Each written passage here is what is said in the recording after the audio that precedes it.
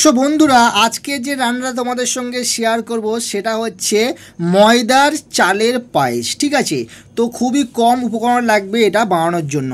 তো আগে তোমাদেরকে বলে দিই কী কী লাগছে।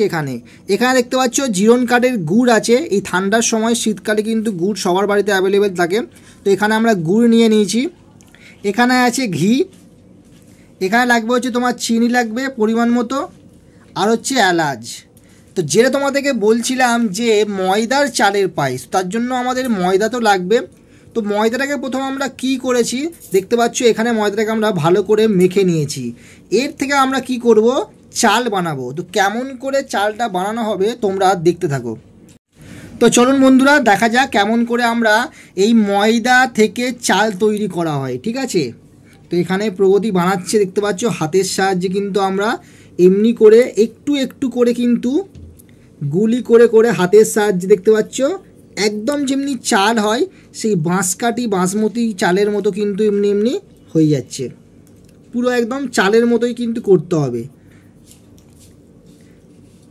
আস্তে আস্তে দেখতে পাচ্ছ এমনি করে হাতের সাহায্যে দুটো হাতের মাঝখানে এমনি করে আমরা চাল তৈরি করে নিচ্ছি।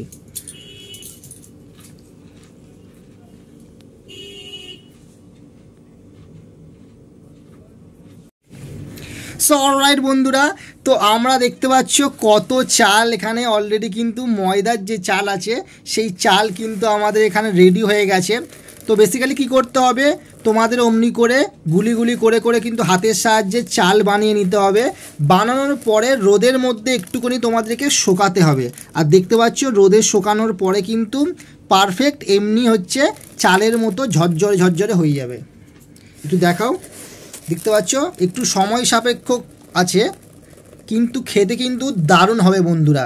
তো এখানে আমরা ময়দার চাল কিন্তু রেডি হয়ে গেছে, আর এই 3-4টে উপকরণ দিয়ে কিন্তু আর লাগবে হচ্ছে দুধ। ঠিক আছে, তো চলো ডাইরেক্ট রান্নাঘরে যাওয়া যাক। সো অলরাইট বন্ধুরা, আমরা কিন্তু রান্নাঘরে চলে এসেছি।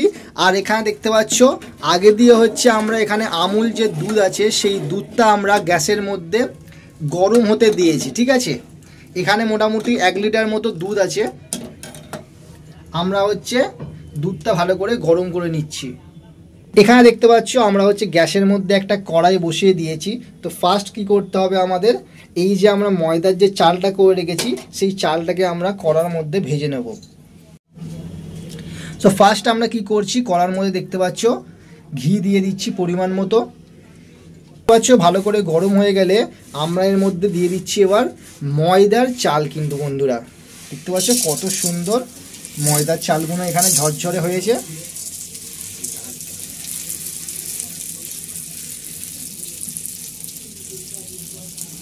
দিয়ে দিলাম, দিয়ে ভালো করে আমরা এই ময়দার চালটাকে ঘিয়ের মধ্যে ভেজে নেব।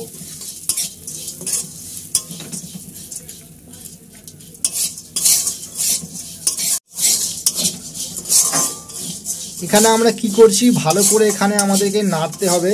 নেড়ে নেড়ে দেখতে পাচ্ছ বন্ধুরা আমাদের যে ময়দার যে চালগুলো ছিল সেটা কিন্তু হালকা হালকা ব্রাউন কালারে হয়ে যাচ্ছে। একটু হালকা হালকা লাল লাল করে আমাদের কিন্তু এই চালটাকে ভালো করে কড়ার মধ্যে আমরা ভেজে নেব।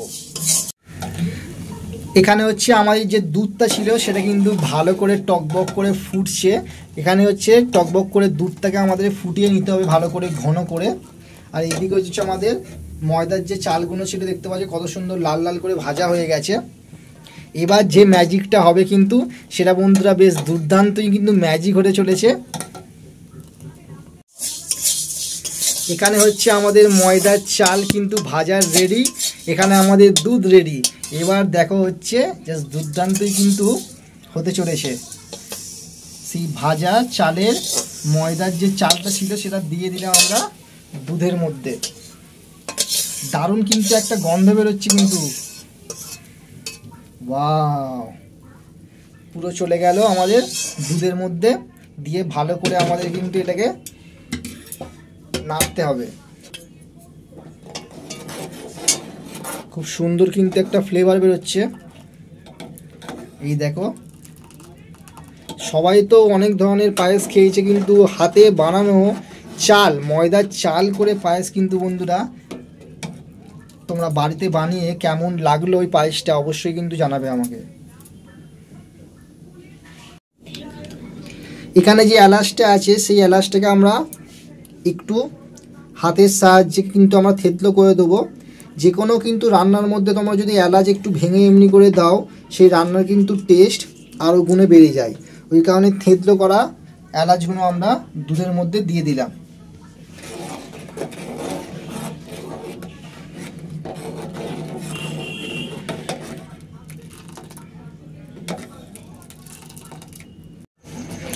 সো অলরাইট বন্ধু, দেখতে পাচ্ছ কন্টিনিউ কিন্তু আমরা দুধটা এমনি করে নেওয়ার পরে কিন্তু অলমোস্ট কিন্তু দুধটা শুকিয়ে গেছে।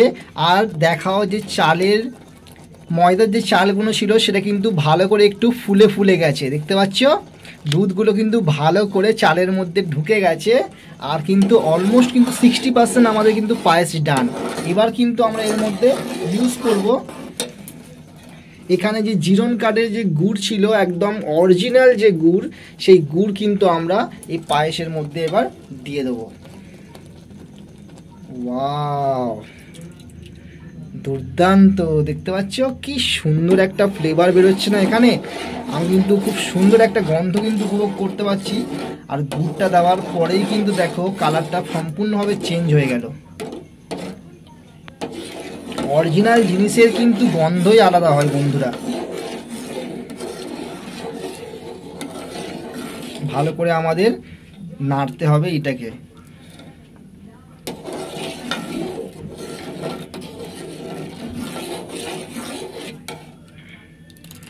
দেখতে পাচ্ছ এটা ময়দার যে চাল বন্ধুরা, সেটা কিন্তু কেউ খাওয়ার পরে ধরতেই পারবে না যে বাড়িতে বানানো। এটা খুব সুন্দর একটা ফ্লেভার গন্ধ পাচ্ছি। হালকা হালকা করে আমাদের কিন্তু এটাকে নাড়তে হবে। এবার আমরা এর মধ্যে দিয়ে দেবো পরিমাণ মতো চিনি। গুড়ের তো টেস্ট আছে চিনি, মিষ্টি মিষ্টি, তারপরে আমরা হালকা একটু চিনি দিয়ে দিলাম। দিয়ে ভালো করে আমাদের এটাকে নাড়তে হবে।